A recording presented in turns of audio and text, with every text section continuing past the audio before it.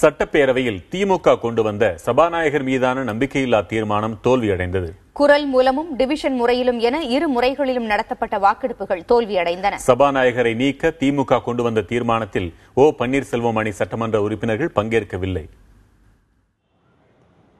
சட்டப்பேரவையில் சபாநாயகர் தனபாலை நீக்க கோரும் நம்பிக்கையில்லா தீர்மானத்தை எதிர்க்கட்சித் தலைவர் மு.க.ஸ்டாலின் இன்று கொண்டு வந்தார். மாண்புமிகு திரு ப. தனபால் அவர்களை பேரவைத் தலைவர் பதவியிலிருந்து நீக்க வேண்டும் என்று இப்பேரவை தீர்மானிக்கிறது எனும் தீர்மானத்தை முன்மொழிகிறேன்.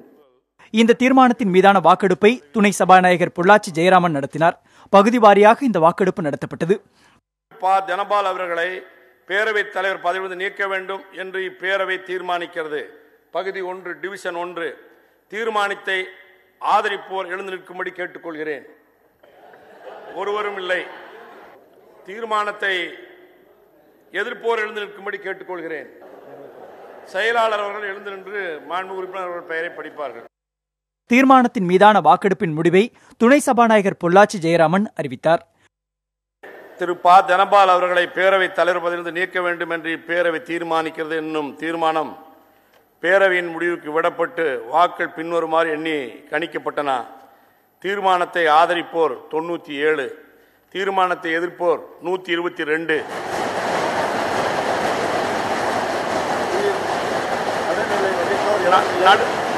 நடுநிலை வைப்போர் எவரும் இல்லை.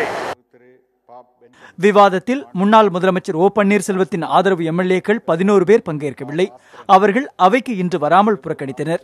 ஆனால் அதிமுக அதிருப்தி எம்எல்ஏவாக செயல்பட்டு வந்த மயிலாப்பூர் சட்டமன்ற உறுப்பினர் நடராஜன் இன்று சபாநாயகருக்கு ஆதரவாக வாக்களித்தார்.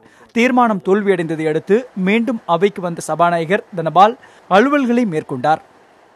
எனக்கு ஆதரவளித்த அத்தனை நல்ல உள்ளங்களுக்கும், மாண்புமிகு முதலமைச்சர் உட்பட அனைத்து பேருக்கும், அதே போல எனக்கு எதிர்த்து வாக்களித்தாலும் அவர்களுடைய கருத்துக்களையும் நான் ஏற்று நிச்சயமாக இந்த அவையை நடுநிலையோடு புரட்சி தலைவி அம்மா அவர்கள் எனக்கு வழங்கிய அறிவுரைப்படி தொடர்ந்து நடத்துவேன் என்பதை உங்களுக்கு நான் என்னுடைய உறுதிமொழியாக தெரிவித்து அடுத்த அலுவல்களுக்கு செல்கிறேன். வாக்கெடுப்பு நடந்து முடிந்ததற்கு பிறகு மீண்டும் அவைகளை வந்து பேரவைத் தலைவர் தன்னுடைய ஆசனத்தில் அமர்ந்ததற்கு பிறகு அவர் பேசுகிற போது நிறைவாக ஒன்றை சொல்லியிருக்கிறார்.